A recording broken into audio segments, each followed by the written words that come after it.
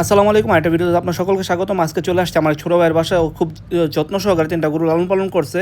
তো কুরবানির উদ্দেশ্যে বিক্রি করব, আর সেই উদ্দেশ্যে তার বাসায় যাওয়া। আসসালামু আলাইকুম সবাইকে আমার নতুন পেজে, মানে আমার পেজে আবারও স্বাগতম। তো আজকে আমাদের পেজটা একটা টোটাল একটা ডিফারেন্ট ভিডিও করতেছি। আজকে আমরা আসছি আমার ছোট ভাইয়ের বাসায়। মানে ওর বাসায় কি দুই তিনটা গরু আছে, সেই গরুগুলো দেখানোর জন্য ও আমাকে রিকোয়েস্ট করলো গরুগুলো দেখানোর জন্য। তো আসলে এই মানে ভিডিওটা খুব বেশি ইম্পর্টেন্ট এই কারণে যে মানে ওর গরু পালার যে গল্পটা, এটা শুনলে আপনাদের সবারই ভালো লাগবে। আর এই গরু পালার গল্পটা বলার জন্য আমরা শহীদের বাসায় আসছি আজকে। আর এই গরু পালার গল্পটা শুরু হয়েছে কবুতর থেকে। এই ও কবুতরে খুব মোটামুটি সবার সাথে মুন্সিগঞ্জে পরিচিত, কবুতর টুর্নামেন্ট করে খুব ভালো রেজাল্ট করছে। তারপরে আস্তে আস্তে কবুতর পালার থেকে ওর পরিচিতি শুরু হয়।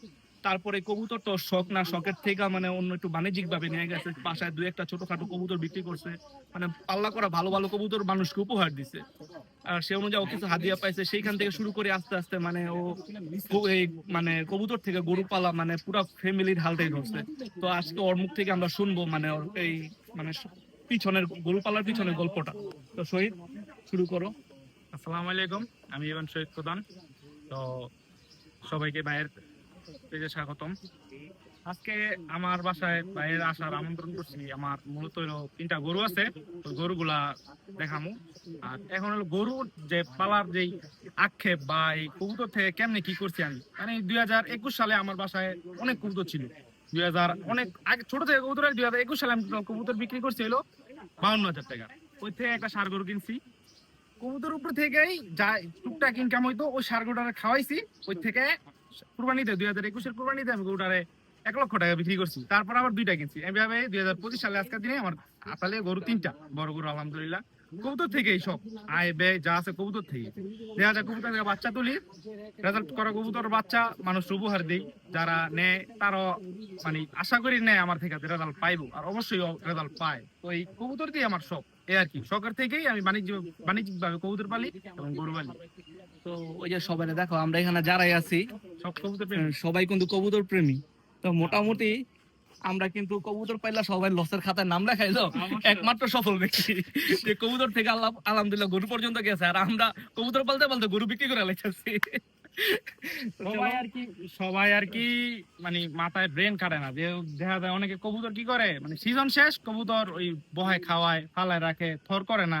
আমি দেখা যায় আমার থরের কবুতর ভিন্ন, উড়ালের কবুতর ভিন্ন। যে কবুতর উড়াল কবুতর আমি সেপ্টেম্বর অক্টোবর নভেম্বর ডিসেম্বরে 4 মাস শুধু কবুতরে মানে কোনো জোড়া দিই না, কোনো মানে কবুতর প্রতি কোনো প্রেশার দিই না। আর দেখা যায় 4 মাসে কবুতর অনেক কষ্ট করি, এরপরে রেজাল্ট। আর এই বাদ বাকি যে আরো 8 মাস থাকে, এই 8 মাস আমার কবুতর দেখা যায় কামলাই দেয়।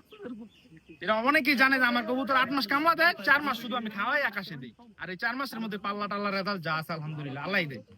গরুর খাবার দাবার কিনতে খাওয়া দাওয়ার গমের ভুসি পুরা ধুসা, আর হলো আপনার ভুট্টা, ভুট্টাটা সিদ্ধ করে দিই আর লগে আলু সিদ্ধ। লালন পালন করো তো পরিবারের সবাই মিলে নাকি? সবাই সবাই টেক কেয়ার করে ফ্যামিলি সবাই। তো এক কথায় মনে করেন যে আমার বড় ভাই সম্পূর্ণ দেখা যায়, আমি তো আর কি করি আমার থেকে বেশি করে বড় ভাই। কারণ হলো আমি দেখা যায় কাজ করতে গেলে আমাদের অনেক কাজ করতে হয় না, ম্যাক্সিমাম কাজ বড় হয়ে যায় শুরু করে সব। ইয়ে কি জানি মানে মোবাইলের সাইজটা বোঝা যাচ্ছে না আসলে, কিন্তু গরুটা আসলে অনেক বড়। তো আপনারা যারা কুরবানি খাস নিয়তে মানে প্রান্তিক খামারি থেকে খুব ভালো মানের গরু সংগ্রহ করতে চান, তারা চাইলে গরু দুটা দেখতে পারেন। গরু দুটা কিন্তু একদমই প্রাকৃতিক ভাবে মানে লালন পালন করা হয়েছে, কারণ যেহেতু এরা পারিবারিক ভাবে ব্যবহার মানে এটা লালন পালন করে, এটাকে কিন্তু কোনো খুব বেশি মানে ভালো খাবার দেওয়া হয় নাই। যে খাবার দেওয়া হয়েছে সেই খাবারটা 100% প্রাকৃতিক। তো আশা করি এইসব গরুর মাংস খুব বেশি সুস্বাদু হবে। হ্যাঁ সেটাই, মানে মানে খুবই সুস্বাদু হবে। অন্যান্য জায়গায় দেখা গেছে গরুরে বড় করার জন্য বিভিন্ন ধরনের জিনিস ব্যবহার করে। তো এই গরুগুলা ছিল একদমই প্রাকৃতিক ভাবে লালন পালন করা, দেখতেই পাচ্ছেন। তো এবার তো এগুলি বিক্রি করার ইচ্ছা আছে ইনশাল্লাহ, না?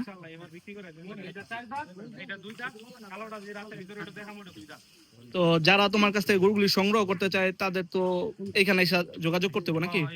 তো তোমার ঠিকানাটা বলে দাও, তোমার ঠিকানাটা বলো।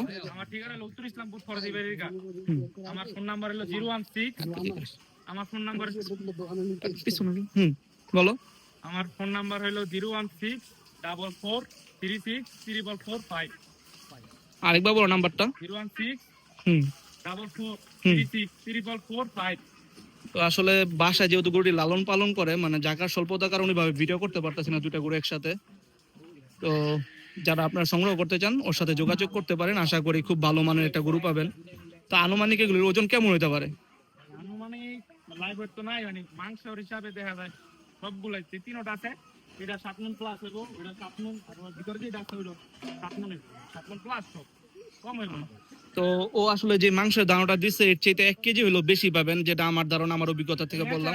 একটা জিনিস আমি দেখাই আমার দর্শকদের, আপনার যে চ্যানেল কত আছে ভাই গেলেন ওর যদি খাবার যায় এত ব্যথা হইতে এটা এনে আছে না, এনে সব মাংস এনে মনে হয় এটা আছে না, এনে ধরো ফুটা দিব ডাইপা দিব, এরকম কোনো কাহিনী যা সব নেচার আর একটা মানে এনে তো নেচার আছে, এনে মানে খাবার দিলে মানে এত দুঃখ পাইবো মানুষ। আরেকটা জিনিস হলো যে মানে স্টোরেজ খাওয়ানো গরু আর একটা প্রাকৃতিক ভাবে গরু খাওয়ানোর অন্যতম তফাৎ হলো যে আপনারা বুঝবেন কিভাবে, সেটা হলো যে একটা যে কোনো গরুর মানে শরীরে ধরবেন, ধরার পরে যে এটা যদি অতিরিক্ত নরম থাকে কিংবা টিপ দিয়ে ভিতর মাংস চাপ দিলেন, চাপ দেওয়ার পরে যদি ছেড়ে দেন আসতে যদি দেরি হয় তার মানে ওটা স্টোরেজ দেওয়া। আর এগুলো 100% প্রাকৃতিক, দেখতেই পাচ্ছেন এই যে এমনিতেই শক্ত, আর এই যে ছেড়ে দিলে সাথে সাথে ওর জায়গায় চলে আসতেছে। তো এইটা কিন্তু ভালো আর খারাপ গরুর চেনার অন্যতম একটা উপায়।